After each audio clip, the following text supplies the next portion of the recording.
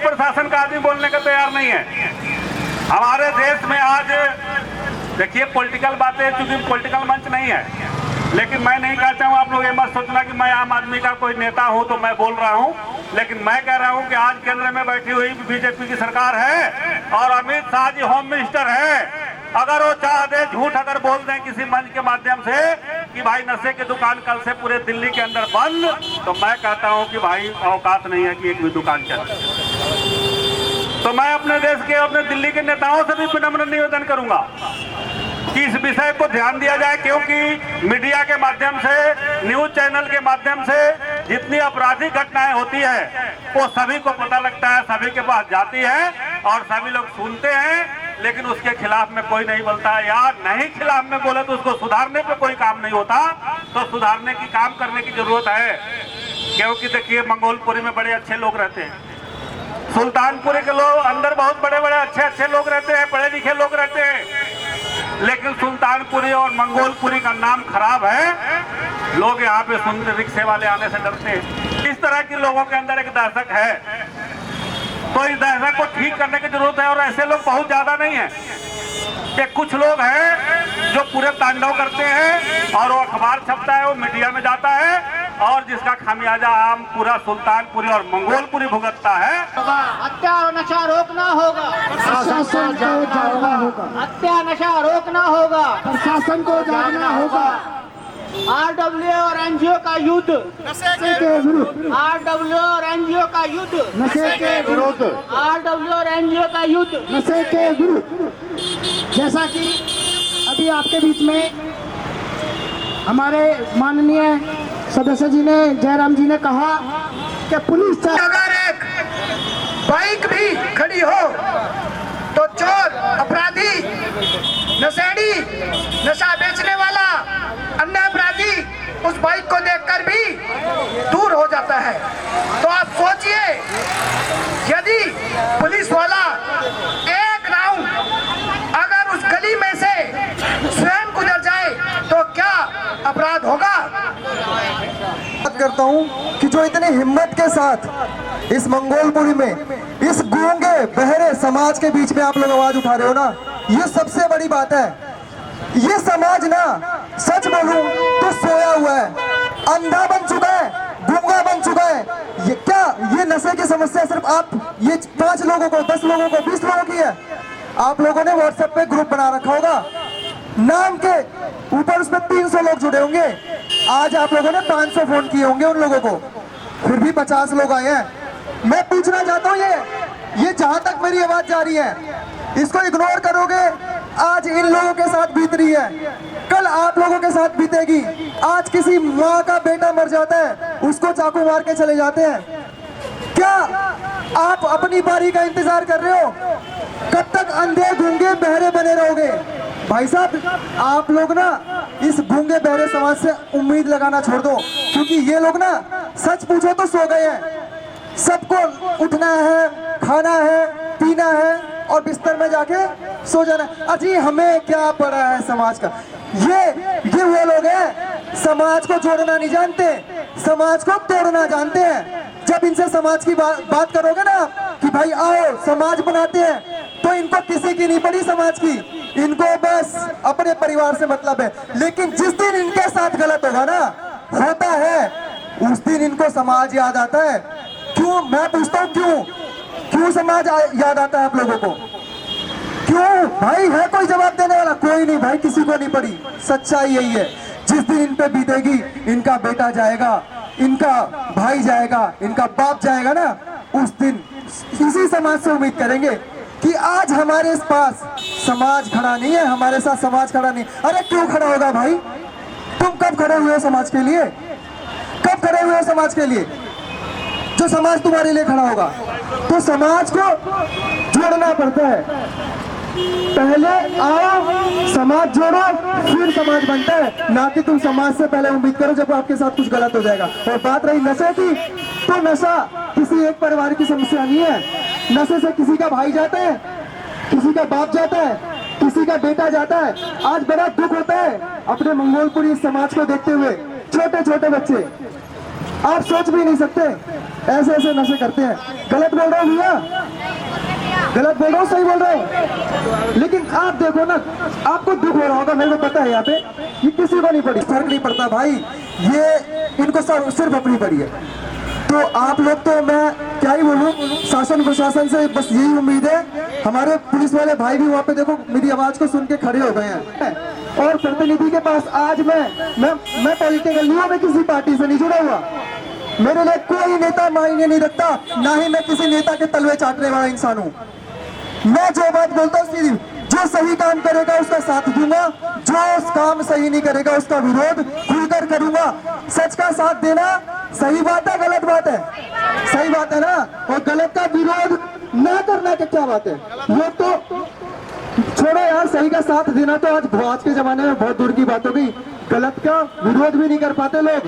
विरोध, आप उनके पास जाओ किसी काम को लेकर, आपके साथ खड़े नहीं होंगे। आज भी एग्जाम्पल है, 50-40 लोग, इतने कम लोग। हाँ बहन कुछ बोलना चाहती है, बताना भैया।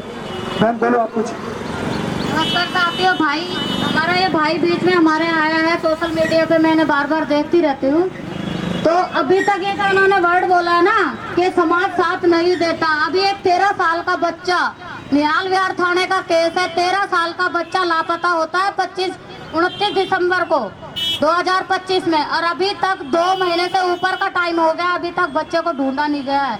आपको बता दूं कि 28 जगह एप्लीकेशनें जा चुकी है, पुलिस कह रही है कि हम कार्रवाई कर रहे हैं, लेकिन अभी तक बच्चा नहीं मिला है। चलो छोड़ो, ये तो बहुत छोटी बात है, ये बहुत छोटी बात है। आज तक मैंने इस मुद्दे को ना दबा रखा था, मतलब मैं सोच रहा था कि कोई मंच मिले उस दिन इस मुद्दे को उठाऊं। डी ब्लॉक की एड्रेस नहीं बताऊंगा, अब जाके अब आपका काम है पता करना। 17 महीने की लड़की का रेप हुआ पड़ा है, 17 साल नहीं, 17 महीने की लड़की का रेप हुआ पड़ा है। कितनी शर्मनाक बात है, आप सोच भी नहीं सकते। आज इस माध्यम से आपका जो भी चैनल है इसको चलाना, 17 महीने की लड़की का रेप हुआ है, बोलोगे परिवार से मिलवा दूंगा, बोलोगे फोटोज वीडियोस दिखा दूंगा। ये आप लोगों के चैनल के माध्यम से बताऊं, 17 महीने की लड़की का रेप हुआ, नशा तो छोड़ो, बहुत छोटी बात हो गई है मेरे लिए। कितनी बड़ी बच्ची होगी 17 महीने? सवाल है आप लोगों से, ये बेटी खड़ी है, इससे आधी कर दो। 17 महीने की लड़की का रेप हुआ है, अब बताओ, आंखों से आंसू निकल जाएंगे जब फोटोज वीडियोस देखोगे। मेरे पास पड़ी है, मैंने जब देखा ना मेरे रोंगटे खड़े हो गए। लड़के के घर वाले लड़की वालों पे प्रेशर बना रहे हैं, लड़ाई झगड़ा करके जाते हैं। आइयो, बात नहीं सुन रही है। सुल्तानपुरी का केस है सर, 17 महीने की लड़की का रेप हुआ है। अगर आप लोग कुछ कर सकते हो ना, ये मेरे 3 भाई सुन रहे हैं, ये 30 भाई सुन रहे हैं, अगर कर सकते हो तो जरूर कुछ करना हो उस परिवार के लिए, क्योंकि ऐसे परिवारों को दबाया जरूर जाता है। और आप लोगों से भी कह रहा हूँ इस मंच के माध्यम से, भैया आपसे कह रहा हूँ, जब आप वहां से ले आकर के यूज करोगे, उसके लिए क्या नशे का दुकान, दारू का दुकान आप घर चल के थोड़ी जाता है, बांटने थोड़ी जाता है, सब्जी की तरह रेडी पर लेके बेचने थोड़ी जाता है।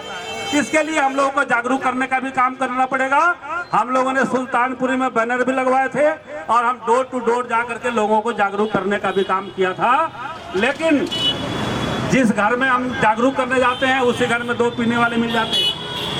इस तरह की बर्दाश्त है। तो इसमें हमारी विशेष करके महिलाओं को, विशेष करके माताओं, आश्वासन देता हूं, अगर आप मेरे को एड्रेस देते हैं मैं अभी चलूंगा उसके साथ, और कोर्ट तक जो भी उसकी सच्चाई होगी सामने लाने की जिम्मेदारी मेरी रहेगी। ठीक है। युवा लड़के ने हमारे सामने लेकर आए बात को कि एक 17 महीने की बच्ची, सोचिए जरा बेचारे पे, मतलब उस पर तो जो होगा बीता होगा वो तो बीता ही होगा, वो तो सोच से भी परे है, लेकिन उस फैमिली मेंबर के ऊपर क्या बीता होगा। तो ऐसी जो बातें हैं जिनको सोचकर सुनकर भी रोना आ जाता है, समझ में नहीं आता कि ये समाज कब जागेगा।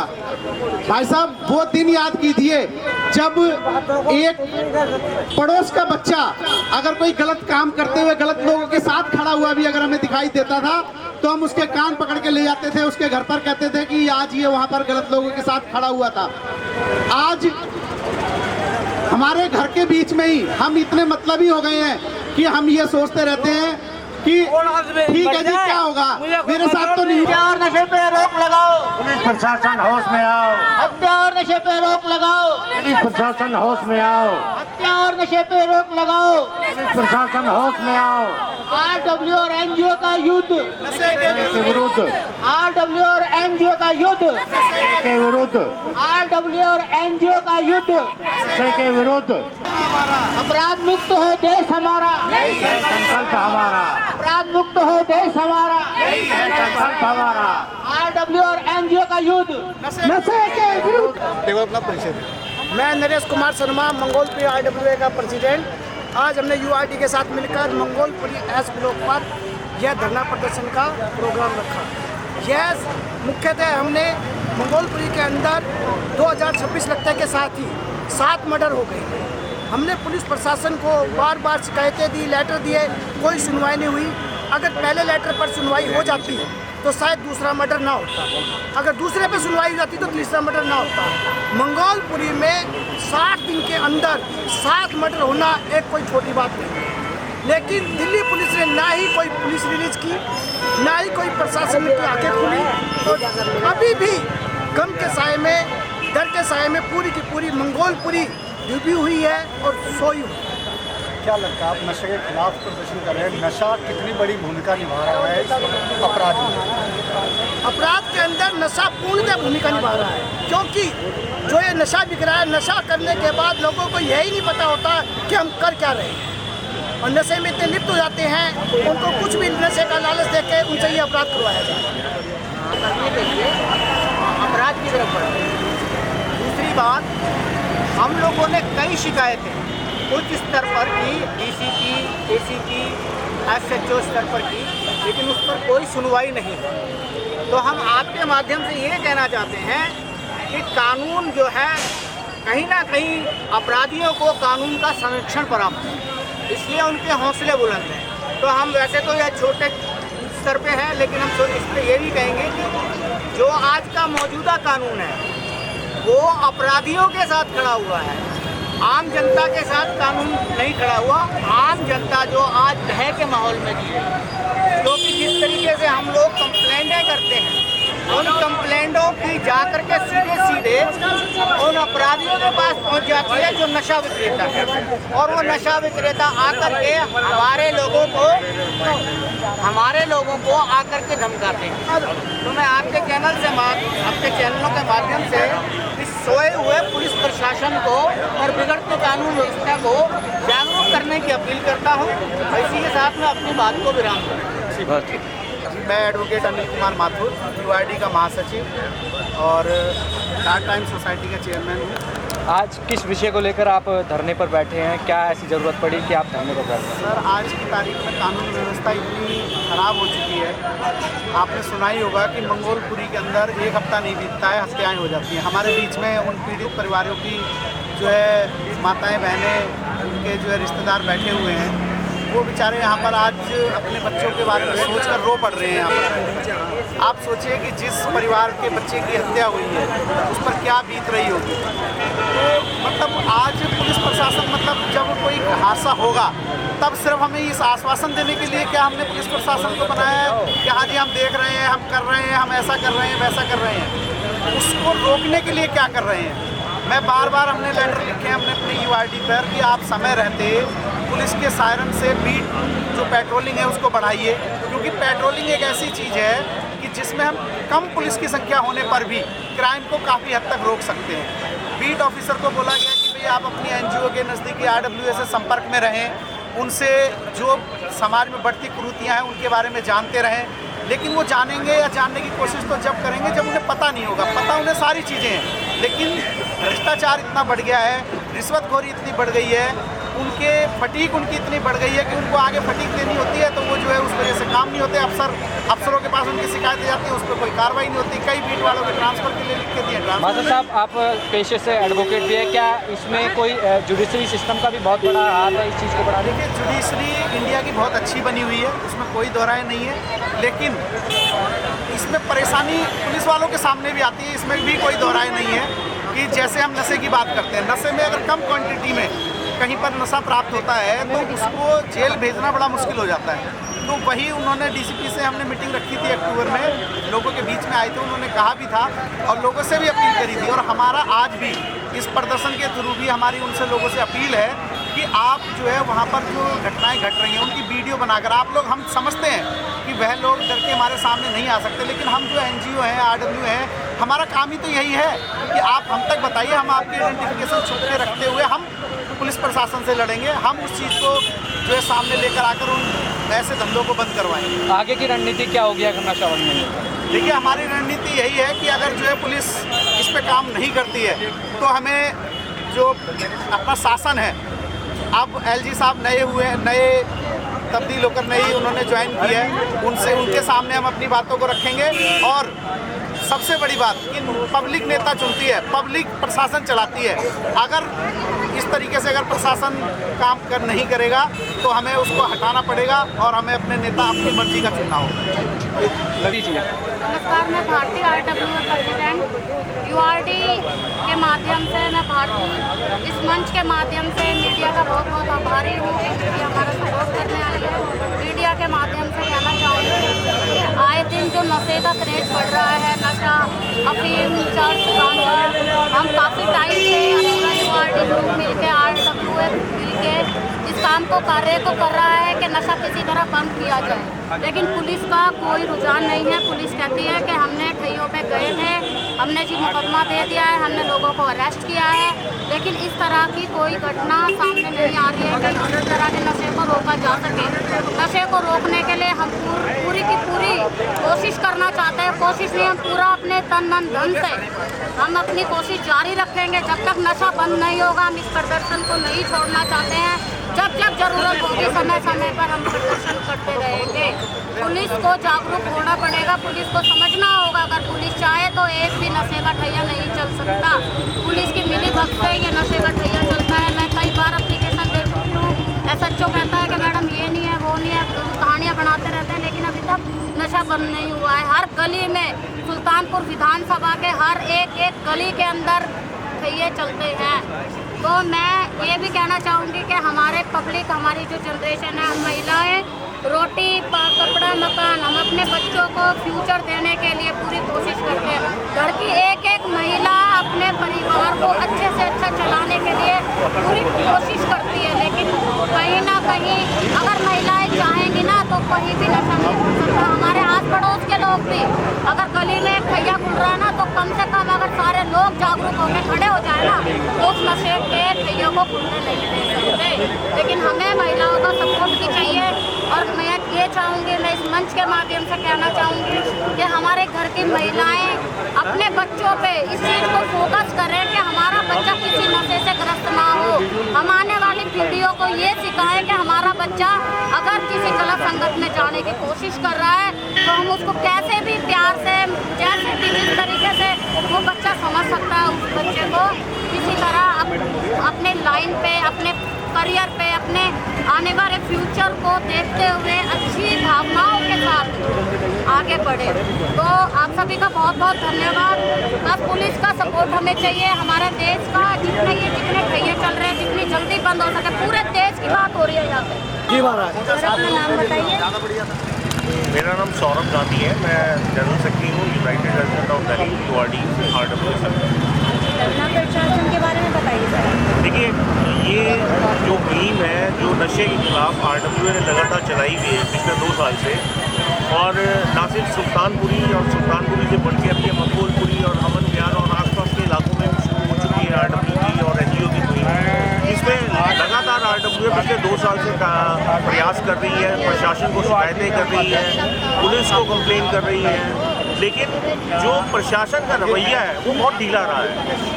इसका अगर हम देखें खामियाजा क्या पड़ा है कि जो मंगोलपुरी के अंदर जो हमें सूचना मिली कि तकरीबन 7 हत्याएं हो चुकी हैं, और वो इसका कहीं ना कहीं कारण नशे का ही व्यापार है। और जब नशे के व्यापार की रोकथाम के लिए जब RW ने शिकायतें की तो उन शिकायतों में ये देखने में मिला कि RW के पदाधिकारियों के अगेंस्ट जो है वो फॉल्स कंप्लेनें डाली जा रही है, साथ साथ उन्हें धमकियाँ दी जा रही हैं, उन्हें डराया धमकाया जा रहा है। और अगर कोई उनका निवासी उस नशे के खिलाफ बोलता है तो उसके साथ भी बदतमीजी और मारपीट हाथापाई के ऊपर आ रहे हैं। तो ये जो रवैया है, इससे अपराधियों के हौसले बुलंद हो रहे हैं, जिसको रोकने के लिए आज ये एक सांकेतिक रूप से धरना RW और NGOs ने मिलकर दिया है दोनों विधानसभा के क्षेत्र का। और इसका मेन मकसद यही है कि जब आपको कानून का राज अगर किसी राज्य में, किसी देश में लागू करना है, कानून का राज, कानून का सम्मान और कानून का डर, वो अपराधियों के बीच में डर होना चाहिए, जो कि डर इस वक्त आम नागरिकों के बीच में है उन अपराधियों से। तो ये सारा जो हो रहा है वो इसलिए हो रहा है क्योंकि पुलिस की जो कार्रवाई है वो सख्त नहीं है। अगर हम बात करें, आज अभी हम देखें कि कुछ समय पूर्व अभी उत्तम नगर के अंदर एक युवक की हत्या हुई। उस हत्या को लेके जिस तरीके से रोष वहाँ के इलाके के अंदर पैदा हुआ और हम उस हत्या के ऊपर जिस तरीके से कार्रवाई प्रशासन ने या सरकार ने करी है उसको हम अप्रिशिएट करते हैं। हम ये कहते हैं कि उसी तरीके की कार्रवाई जो है वो हर अपराधी के साथ हो, हर संगठित अपराध के साथ हो। क्यों नहीं दूसरे राज्यों के हम उदाहरण पेश करती हैं सरकारें कि उस राज्य के अंदर संगठित अपराध की कमर तोड़ दी गई है। क्यों टूटी है? क्योंकि सख्त से सख्त कार्रवाइयाँ हो रही हैं, वहाँ बुलडोजर एक्शन हो रहा है, वहाँ लंगड़ा अभियान चलाया जा रहा है। तो अगर इसी तरीके से सख्त कार्रवाई कानून करेगा तो अपराध में अंकुश लगेगा। हमारी प्रशासन से यही मांग है कि इस तरीके की सख्त कार्रवाई इन संगठित अपराधियों के ऊपर करे, क्योंकि जो ये नशे का व्यापार है इसका असर सीधा सीधा न सिर्फ इन इलाकों में पड़ता है बल्कि दिल्ली पूरे शहर के अंदर पड़ता है। क्योंकि जो नशा है, जब लोग नशा करते हैं तो उन्हें अपराध करने की एक हौसला बन जाता है। दूसरा उसके साथ में ये होता है कि जब वो नशे के लिए उन्हें पैसों की कमी होती है तो फिर वो लूटपाट करते हैं, किसी की स्नैचिंग करते हैं, तो वो अपराध जो है पूरी दिल्ली में फैल रहा है। इसलिए इसको रोकने के लिए प्रशासन को जल्द ही इन सारे जो पॉइंट हैं जहाँ पे नशे के व्यापार के ये अड्डे बन चुके हैं, 2-3 विधानसभाएं हैं दिल्ली की जिसके अंदर ये विधानसभा प्रमुख है, इनके ऊपर इन अपराधियों में नकेल कसी जानी चाहिए।